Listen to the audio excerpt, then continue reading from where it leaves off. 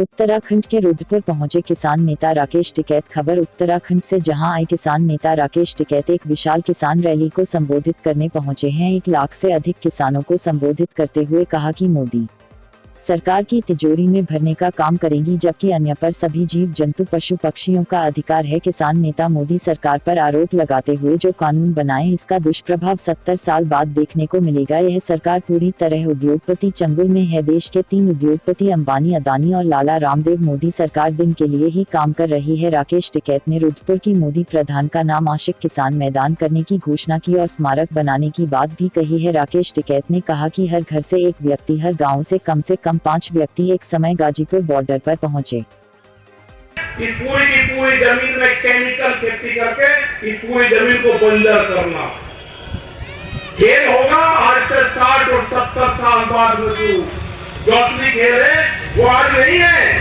असली खेल तो 70 साल बाद में शुरू होगा। उसकी रूपरेखा आज बनाई जा रही है। उसके बाद में लेबर सस्ती होगी, आपकी टैक्स हो जाएगी तो आपका उससे लगाव हो जाएगा, आपका बॉडी कॉन्टेक्ट उस जमीन से हो जाएगा, बॉडी टच हो जाएगा आपका उससे। आप उसकी लड़ाई लड़ोगे। ये खास करके नौजवानों के लिए है। अगर आंदोलन में जाना है तो अपनी मिट्टी लेकर जाओ वहां पे। हो सकता है कि जब आप आंदोलन में होंगे आपका घर आपके याद आ जाए। आप उस मिट्टी को हाईवे को ना बेचे, इन फैक्ट्रियों को चलाने का काम करें। यहां पे बहुत बढ़िया ये बेल्ट है, इनको भाव दिलवाने का काम करें। आपका उससे लगाव हो जाएगा, आपका बॉडी कांटेक्ट उस जमीन से हो जाएगा, बॉडी टच हो जाएगा आपका उससे। आप उसकी लड़ाई लड़ोगे। ये खास करके नौजवानों के लिए है। अगर आंदोलन में जाना है तो अपनी मिट्टी लेकर जाओ वहां पे। हो सकता है कि जब आप आंदोलन में होंगे आपका घर आपके याद आ जाए। वही करेंगे जो दिल्ली का इलाज करा। आपके जितने रास्ते उत्तर प्रदेश से गुजरते हैं, जितने रास्ते उत्तर प्रदेश की जमीन से गुजरते हैं, एक भी आदमी नीचे नहीं आएगा। उत्तराखंड के करेंगे वे इन पे, इनकी जमीन कब्जा लो, मतलब जमीनों में नजर है इनकी। अरे पहाड़ का लोग खाली होने लग रहे हैं। पहाड़ की पॉलिसी बना के जिनको हमने 20-20 साल पहले कर रहे हैं, अपनी आवाज को सुनाने के लिए कर रहे हैं। और कुछ भी ऐसे काम में मैं उनका समर्थन करती हूँ, क्योंकि ये किसान अंधी, गूंगी और बहरी हो चुकी है। उनको 250 किसानों का बलिदान नहीं नजर आ रहा। कंगना रनावत का घर का छज्जा टूटता है, उस पर पूरा देश हल्ला मचा देता है, लेकिन यहाँ 250 किसान, 250 लोगों ने, 250 परिवारों ने अपने घर का सदस्य खो दिया है और सरकार के कानों में जू भी नहीं रेंग रही है। से आंदोलन चल रहा है और 3 महीने से दिल्ली के बुरूहों के ऊपर हमारा किसान बैठा है। उसी कड़ी को आगे बढ़ाते हुए आज रुद्रपुर में 1 मार्च को महापंचायत हो रही है। इसके हमारा 1 से 1.25 लाख 1.5 लाख तक इकट्ठ होने की उम्मीद है। और जब तक MSP कानून नहीं बनता और हमारे ये काले कानून वापस नहीं होते, हमारा किसान इसी तरह जो धरने प्रदर्शन रैलियां करता रहेगा, आगे रहेगा। जब तक हमारा किसान परेशान रहेगा, हम किसी को चैन से गवर्नमेंट को बैठने नहीं देंगे।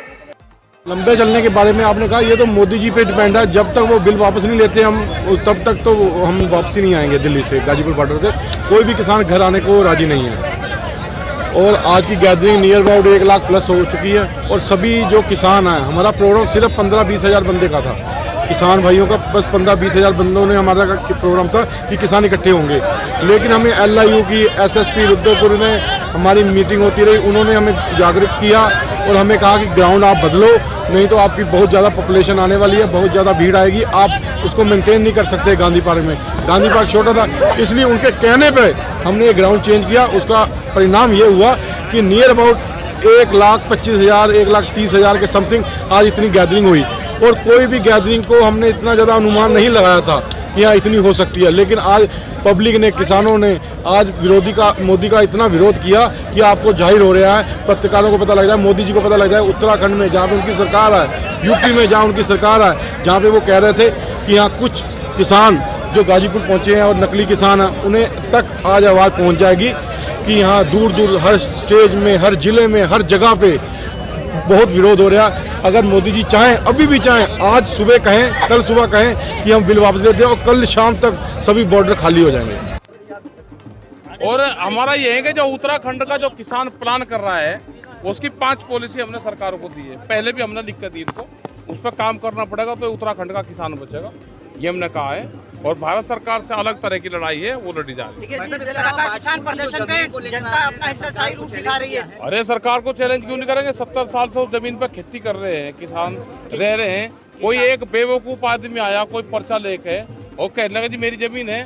जितने सरकारी ऑफिस बन रहे हैं, जितने बन रहे हैं, क्या ये सरकार उनको छोड़ देगी? जो थाने डीएम के उसके जो ऑफिस घर बने हुए हैं। ठीक है जी, किसान लगातार परेशान है, धरना प्रदर्शन कर रहा है, लेकिन सरकार अपना तानाशाही रूप हाँ, तानाशाही दिखा करे सरकार। भाई सरकार बड़ी चीज हो तो किसान। रणनीति और रणनीति हम क्या कहीं जा रहे?